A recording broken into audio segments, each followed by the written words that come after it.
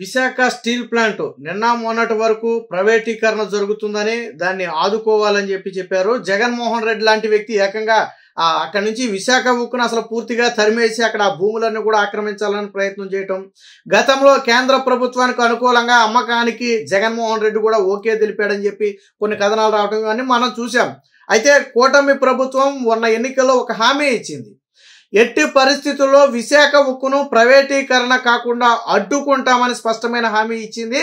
ఇచ్చిన హామీని నిలబెట్టుకోవటమే కాకుండా ఈరోజు విశాఖ ఉక్కుకు జగన్మోహన్ రెడ్డి 5 ఏళ్ల పాటు ₹1 కూడా విశాఖ ఉక్కు కేటాయించాల. కేంద్రం నుంచి విశాఖ ఉక్కుకు ₹1 కూడా జగన్మోహన్ రెడ్డి పట్టుబట్టి తీసుకురాల. కానీ నేడు చంద్రబాబు గారు, నారా లోకేష్ ఇద్దరూ కలిసి పలుమార్లు కేంద్రం వద్దకు వెళ్ళిన ప్రతిసారి విశాఖ ఉక్కు గురించి బలంగా డిమాండ్ చేసి పట్టుబట్టి ₹11,440 కోట్ల ఆర్థిక సాయాన్ని విశాఖ ఉక్కుకు తీసుకొచ్చారు. ఇది చిన్న విషయం కాదు. వాస్తవానికి విశాఖ ఉక్కు జీతాలు ఇవ్వలేని పరిస్థితిలో ఉంది. అలాంటి స్థితి నుంచి నెల 2 నెలలు ఆగితే కంటిన్యూగా ఎటువంటి ఇబ్బందులు లేకుండా 1వ తారీఖునే జీతాలు ఇచ్చే స్టేజ్కి ఈరోజు విశాఖ ఉక్కు రాబోతుందంటే అది చంద్రబాబు గారి చిత్తశుద్ధి. అయితే ఇక్కడ ప్రత్యేకంగా నారా లోకేష్ గారి కృషిని కూడా చెప్పుకోవాలి. సరే, ముఖ్యమంత్రిగా చంద్రబాబు గారి కృషి అనేది అందరికీ తెలిసిన విషయమే. అయితే ఇక్కడ ప్రత్యేకంగా నారా లోకేష్ గురించి మనం చెప్పడం కాదు, కేంద్ర ఉక్కు శాఖ మంత్రి అయినటువంటి కుమారస్వామి మీడియాతో మాట్లాడుతూ నారా లోకేష్ గారు ఈ విశాఖ ఉక్కు గురించి కలిసిన ప్రతిసారి ఎంత గట్టిగా డిమాండ్ చేసి పోరాడారు అనేది స్వయంగా కుమారస్వామి చెప్పారు. ఇందులో వేరొకరు చెప్తే డబ్బా కొట్టారు అనుకోవచ్చు, వేరొకరు చెప్తే ఏదో లోకేష్కి ఎలివేషన్ వేస్తున్నారు అనుకోవచ్చు. కానీ కేంద్ర ఉక్కు శాఖ మంత్రి స్వయంగా చెప్పాడు. ఆయన ఒకరికి జాకీలు వేయాల్సిన పని కానీ ఒకరికి డబ్బా కొట్టాల్సిన పని కానీ ఆయనకి లేదు. ఏం చెప్పాడు ఆయన స్వయంగా ఆయన మాటల్లోనే ఒకసారి వినండి. Dynamic chief minister Chandrababu Naidu ji and the upcoming leader of Andhra, young leader Nara Lokesh garu. Several times he also using his father's name. My father commitment is to revive the RNL plant for that, to fulfill my father's commitment.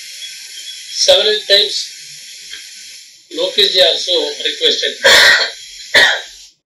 So విన్నారు కదా, విశాఖ ఉక్కు ఇంత బలంగా ఎవరు పోరాడారంటే ఒకటి చంద్రబాబు గారు, అది అందరికీ తెలిసిన విషయమే. దాన్ని కాసేపు పక్కన పెడితే నారా లోకేష్ గురించి స్వయంగా అప్కమింగ్ లీడర్ అని చెప్పి స్వయంగా మెన్షన్ చేయడంతో పాటు ఆయన కృషిని కూడా చెప్పాడు. ఏమని? అనేక సందర్భాల్లో తన తండ్రి పేరును ప్రస్తావించి, అంటే చంద్రబాబు గారి పేరును ప్రస్తావించి, చంద్రబాబు గారు ప్రజలకు ఈ ప్రామిస్ చేశారు, ఆ విశాఖ ఉక్కును కాపాడటంతో పాటు తిరిగి దాన్ని గాడిలో పెడతామని హామీ ఇచ్చారు. దానికి మేమందరం కట్టుబడి ఉన్నాం.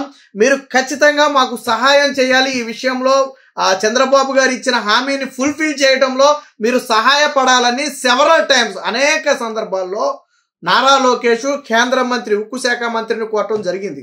ఇది ఉక్కు శాఖ మంత్రి చెప్పారు కాబట్టి తెలిసింది, లేకపోతే ఎవరికీ తెలీదు. ఇదే విజ్ఞప్తిని, ఇదే డిమాండ్ని నరేంద్ర మోదీ ముందు కూడా ఉంచారు, అమిత్ షా ముందు కూడా ఉంచారు. ఎందుకని? మేము కమిట్మెంట్తో ఉన్నాము, ఆంధ్ర ప్రజలకి హామీ ఇచ్చాము, ఇది ఆంధ్ర ప్రజల జీవనాడి లాంటిది, విశాఖ ఉక్కు ఆంధ్రుల హక్కు అని చెప్పి ఒక స్లోగన్ కూడా ఉంది. ప్రజల సెంటిమెంట్ వ్యవహారం, దీని మీద వేలాది కుటుంబాలు ఆధారపడి ఉన్నాయి, ప్రత్యక్షంగా పరోక్షంగా లక్షలాది మంది దీని మీద ఆధారపడి ఉన్నారు. ఆ ఆంధ్రాలోనే అతిపెద్ద ప్లాంట్ ఇది. సో ఇలాంటి దాన్ని తరలించడం కానీ ప్రైవేటీకరణ చేయడం కానీ కుదరదు. ఖచ్చితంగా దీన్ని పునర్నిర్మించడానికి లేదా గాడిలో పెట్టడానికి సహకరించాలని చెప్పి కోరితే దానికి కేంద్రం కూడా సహకరించింది ఖచ్చితంగా. ఈ మాట ఎవరు చెప్పారు? స్వయంగా కేంద్ర ఉక్కు శాఖ మంత్రి ఆయనే చెప్పాడు. యంగ్ లీడర్ నారా లోకేష్ పలుమార్లు నన్ను కలిసి విశాఖ ఉక్కును కాపాడండి, విశాఖ ఉక్కు సాయం చేయండి అని చెప్పి పలుమార్లు నన్ను అడిగారని చెప్పి స్వయంగా ఆయనే చెప్పాడు. అంటే ఎంత కమిట్మెంట్తో. మరి ఈ మాట ఎవరైనా జగన్మోహన్ రెడ్డి హయాంలో చెప్పారా? జగన్మోహన్ రెడ్డి విశాఖ ఉక్కును అడ్డుకుంటున్నాడు, జగన్మోహన్ రెడ్డి విశాఖ ఉక్కు కోసం పోరాడుతున్నాడు అని చెప్పి ఏ కేంద్ర మంత్రి అయినా చెప్పాడు? గతంలో బీజేపీతో వీళ్ళు అంటగాగారు కదా. ఎందుకనంటే ఎందుకు చెప్పలేదు అంటే దానికి ఒక రీజన్ ఉంది. నిజంగా జగన్మోహన్ రెడ్డి దానికోసం డిమాండ్ చేస్తుంటే వాళ్ళు చెప్పేవాళ్ళు, జగన్మోహన్ రెడ్డి వచ్చాడు విశాఖ ఉక్కును గురించి అడుగుతున్నాడు, మేము పరిశీలిస్తున్నామని చెప్పేవాళ్ళు. జగన్మోహన్ రెడ్డి ఏ రోజు కూడా తన కేసుల గురించి, బాబాయ్ హత్య కేసు గురించే తప్ప ఏ రోజు కూడా ఆంధ్ర ప్రజల అవసరాల గురించి మాట్లాడాలా, ఒక రాజధాని గురించి మాట్లాడాలా, ఒక పోలవరం గురించి మాట్లాడాలా, ఒక విశాఖ ఉక్కు గురించి మాట్లాడాలా? ఏం మాట్లాడితే ఇప్పుడు జరుగుతున్న పనులు నీ హయాంలో ఎందుకు జరగలేదు? పోలవరానికి నిధులు వచ్చాయి. కేంద్ర ప్రభుత్వం ఆగమేఘాల మీద పోలవరాన్ని పూర్తి చేయడానికి రంగం సిద్ధం చేసింది. చంద్రబాబు గారు రంగం సిద్ధం చేశారు. నీ హయాంలో ఎందుకు జరగలేదు? అమరావతి నిర్మాణం జరుగుతుంది, నీ హయాంలో ఎందుకు జరగలేదు? ఇప్పుడు విశాఖ ఉక్కుకు నిధులు వచ్చాయి, నీ హయాంలో ఎందుకు రాలేదు? అంటే చంద్రబాబు గారు నారా లోకేష్ చేస్తున్నటువంటి కృషిలో జగన్మోహన్ రెడ్డి 0.1% కూడా చేయలే. జగన్మోహన్ రెడ్డి 1% కాదు, 0.1% కూడా జగన్మోహన్ రెడ్డి చేయలే. చంద్రబాబు గారికి లోకేష్ గారికి అంటే కేసులు భయం లేదు, అరెస్ట్ చేస్తారనే భయం లేదు, అవినీతి అక్రమ చేయలేదు కాబట్టి ఆ భయం వాళ్ళకి లేదు. జగన్మోహన్ రెడ్డికి దినదినగానో 100 ఏళ్ల ఆయుష్, ప్రతిరోజు భయమే. ఏ రోజు సిబిఐ బెయిల్ క్యాన్సిల్ చేస్తుందో తెలియదు, ఏ రోజు కోర్టుకు వెళ్లాలో తెలియదు, ఏ రోజు ఏ కేసు ఎటు తిరిగి వస్తుందో తెలియదు. కాబట్టి జగన్మోహన్ రెడ్డికి దినదినగండం లాంటిది. కానీ వీళ్ళకి భయం లేదు కాబట్టి డెవలప్మెంట్ గురించి అడుగుతున్నారు. జగన్మోహన్ రెడ్డి అంటే వివేక హత్య కేసును ఆపడానికి అడగాల, అవినాష్ రెడ్డి అరెస్ట్ కాకుండా అడగాల, తన కేసులు ముందుకు వెళ్లకుండా అడగాల. జగన్మోహన్ రెడ్డి ప్రయారిటీలు అవి. కానీ వీళ్ళ ప్రయారిటీలు ఏంటి? అమరావతి పూర్తి కావాలి, పోలవరం పూర్తి కావాలి, విశాఖ ఉక్కును ఆదుకోవాలి. వీళ్ళ ప్రయారిటీలు ఇవి. ఎవరి స్థాయిలో వాళ్ళ ప్రయారిటీలు ఉన్నాయి. జగన్మోహన్ రెడ్డి స్థాయిలో ఆయన ప్రయారిటీ ఉంది. ప్రజలేం ఉత్తినే జగన్మోహన్ రెడ్డిని ఓడించలా, ప్రజలేం పెచ్చోళ్ళేం కాదు. మొన్న కూడా 2019లో కూడా ఒక్క అవకాశం అనే ఒక సెంటిమెంట్ పనిచేసింది తప్ప జగన్మోహన్ రెడ్డి ఏదో పీకి పొడిచేస్తాడే, ఏదో పీకి కట్టలు కట్టేస్తాడని ఏం జగన్మోహన్ రెడ్డి కోటేయలా. అందుకే కదా 2024లో కనీసం నువ్వు రాజకీయాలకు పనికిరావురా నాయన, నీకు ప్రతిపక్ష హోదా కూడా అవసరం లేదని తీసి పక్కన పెట్టారు. నారా లోకేష్ గారు చాలా మంది ట్రోల్ చేస్తారు నారా లోకేష్ గారిని, మొన్నటి వరకు చేశారు. సరే ఇప్పుడంటే మానేశారు అనుకోండి. నారా లోకేష్ గారు చేస్తున్న కృషి సాధారణంగా బయటికి కనపడదు. కానీ నారా లోకేష్ గారు ఇన్నర్గా చేసే కృషి ఏ స్థాయిలో ఉందో చూడండి. విశాఖ ఉక్కు కోసం ఒక మంత్రిని కలిసిన ప్రతిసారి కూడా విశాఖ ఉక్కు కోసం పదే అడగటంతో పాటు తన తండ్రి ఇచ్చిన హామీని నిలబెట్టాలని చెప్పి కోరాడు. అది తనయుడిగా నారా లోకేష్ లక్ష్యం కూడా. అది 10 మంది గర్వపడతారు నారా లోకేష్ని చూసి. భవిష్యత్తు లీడర్ అని చెప్పి ఉత్తరే అనలా. మరి జగన్మోహన్ రెడ్డి ఎప్పుడైనా జగన్మోహన్ రెడ్డికి చంద్రబాబు గారి తనయుడు నారా లోకేష్కి నక్కకి నాగలోకి అనుకున్నంత లెక్క తోడ ఉంది. జగన్మోహన్ రెడ్డి ఏమో తన తండ్రి పేరు కేసులో లేకపోతే ఇది తీసుకొచ్చి ఇరికిచ్చాడు. ఉండవల్లి అరుణ్ కుమార్ని అడగండి, చెప్తాడు ఈ మాట.